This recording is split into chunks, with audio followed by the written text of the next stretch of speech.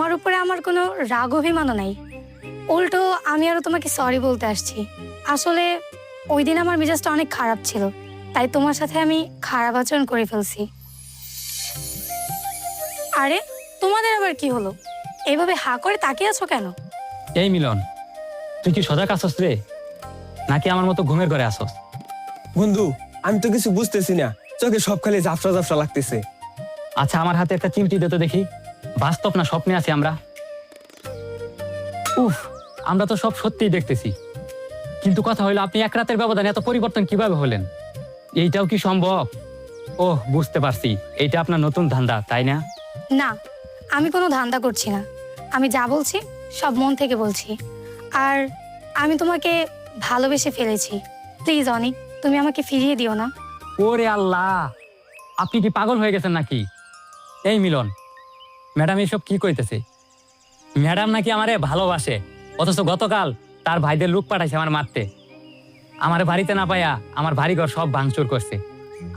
আমার মা বাধা দিতে গেছিল, তাই আমার মাকেও ধাক্কা মেরে কপাল ফাটিয়ে দিয়েছে। বুঝছি, এগুলা সব আপনার সাজানো নাটক।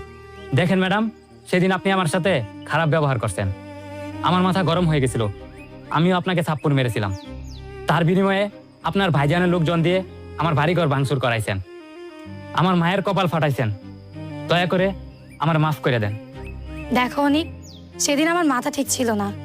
কি থেকে কি করে ফেলেছি তা নিজেও জানি না। আর সেদিন তুমি আমাকে থাপ্পড় মারার পর থেকে আমি শুধু আমার চোখে তোমাকেই দেখতে পাচ্ছি। বুঝলাম না কিছু। থাপ্পড় খাইলেন, কই উল্টো আমারে ঘৃণা করবেন, এখন কইতেছেন আপনি আমারে ভালোবাসেন। এইটা কোনো কথা হইল? হ্যাঁ, এটাই সত্যি।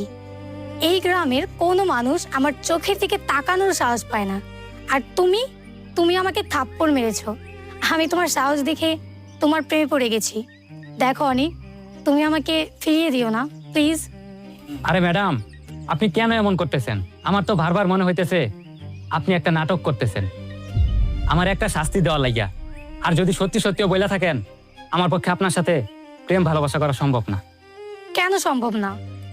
ম্যাডাম, আপনারা ধনী পরিবারের মানুষ, আর আমরা হচ্ছি চাষা, তাও আবার আপনাদের জমিতে চাষবাস করে খাই।